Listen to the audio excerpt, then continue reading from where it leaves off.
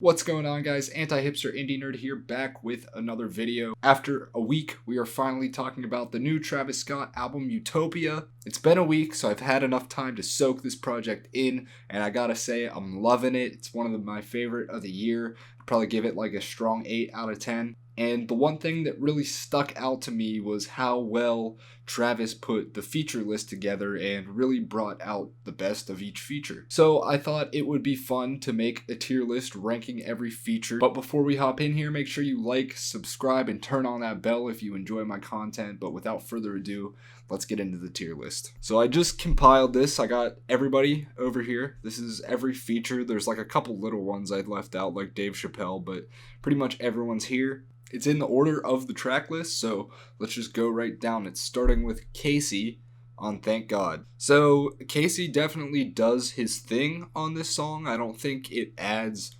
too much, but I also think he plays his role perfectly. So I feel like Casey is going to be a perfect B tier. Definitely adds to the song and was a necessary feature, but had such a short part that I wouldn't feel right putting him any higher than that. Next, we got Tizo Touchdown, who is on Modern Jam and probably helped contribute to my favorite song on the album. His energy is so eccentric, he's hilarious. The singing voice he does in the latter half of the song is one of my favorite parts on the whole album. It's so weird and goofy, but it works and just resonates with me so much for some reason. The energy he brings to that track is fantastic.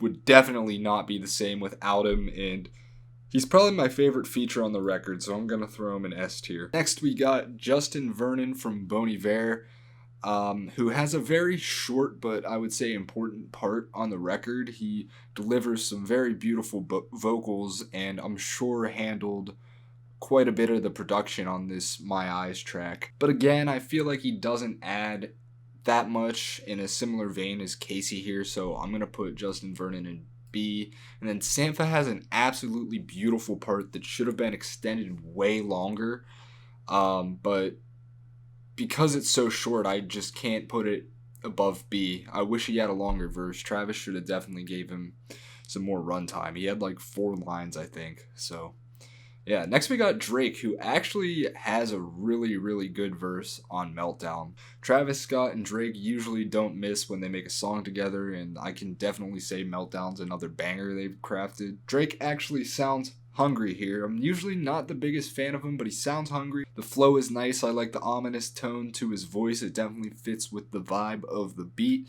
and I'm feeling an A for the Drake feature.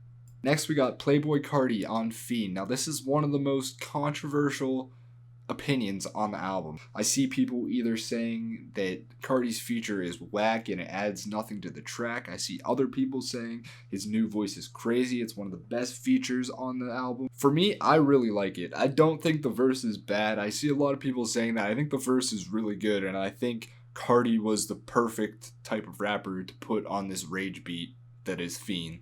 So I'm feeling an A for Carti, to be honest. I actually love his feature, but I can't say the same for Sheck Wes, who I'm not even sure where he's at on this song. Like, I think he's just doing ad-libs.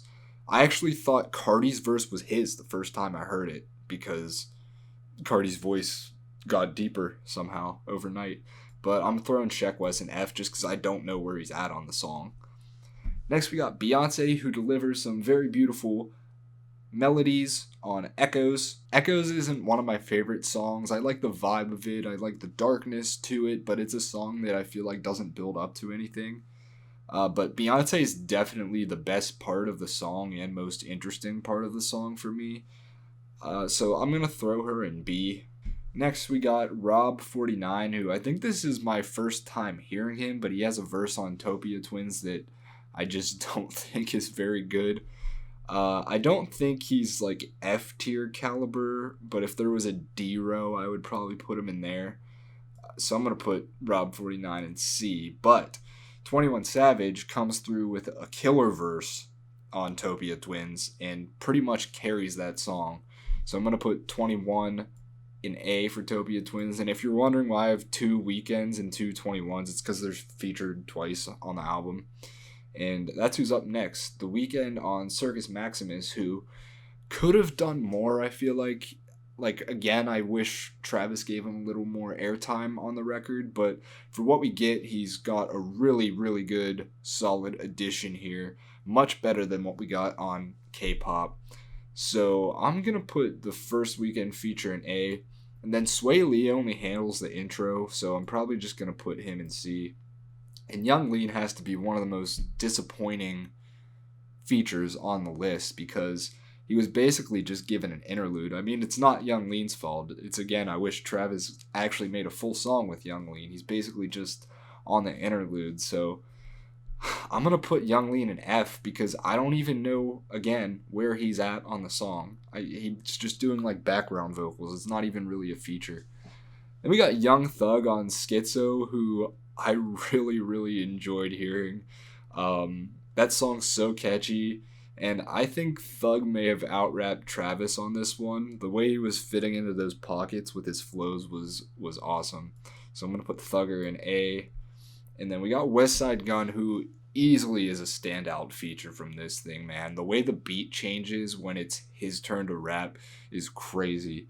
And I know West Side Gun's flow can seem repetitive, but he has a way of like structuring his voice where it's just never boring hearing him rap. And yeah, his verse is awesome. The wordplay, the flow, I love his verse. It's so ominous and dark. It's perfect for Lost Forever. So, and then next we got Kid Cudi on Love, who delivers what I would say an acceptable verse, but like compared to the stacked feature list on this, I feel like he doesn't really add much to the track.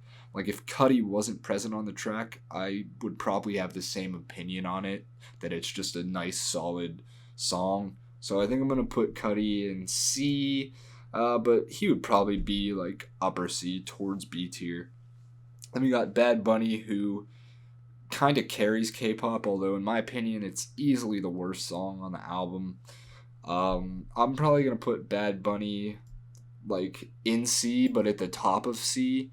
And then The Weeknd on... Well, actually, I'm going to throw Bad Bunny in B and then throw The Weeknd in C, because The Weeknd doesn't do anything bad on K-pop. It's just he delivers way better performance on Circus Maximus. Then we got Future, who kills his part. He does fantastic. I'm going to put Future in A. His verses and hook aren't anything too crazy, but I feel like it's something that only Future could have done, and he fits perfectly with the beat on Telekinesis, so throwing him in A. And then we got SZA, who has an absolutely explosive performance on the same song, Telekinesis. I love the way the beat switches and the way her voice comes in, and her vocals sound amazing on that track. Definitely a highlight on the album for me. Just so beautiful. She's going to go into S for me. And I think James Blake is also going to go into S for me on the closing track, which is, I think, one of the most underrated songs on the album. James Blake's vocals sound like an angel. The production, whatever he handled on the production, I know Metro Boomin produced that beat, but I'm sure James Blake had a little hand in it too. But man, I love his hook on that song. It's so dark and eerie, and it definitely has album closer vibes. So yeah, James Blake's going to be an S. And then 21, unfortunately, doesn't have a verse that's as good as the one he delivers on Utopia Twins. I like his verse until like the last leg of it, when he's saying his heart's froze, so he can't give this girl the key to his heart, which is kind of whack. I'm not gonna lie. It's cool to like hear 21 Savage open up more in his songwriting, but I just, the way that verse ended just left a bad taste in my mouth. But up until then, it was a solid verse. But I think for this 21 feature, I'm gonna throw him probably into C, but could be at B. But guys, that is going to be my final feature ranking for every feature on Utopia. Thank you so much for watching. Don't forget to like and subscribe, and let me know in the comments what your favorite features are on Travis Scott's Utopia. See you guys.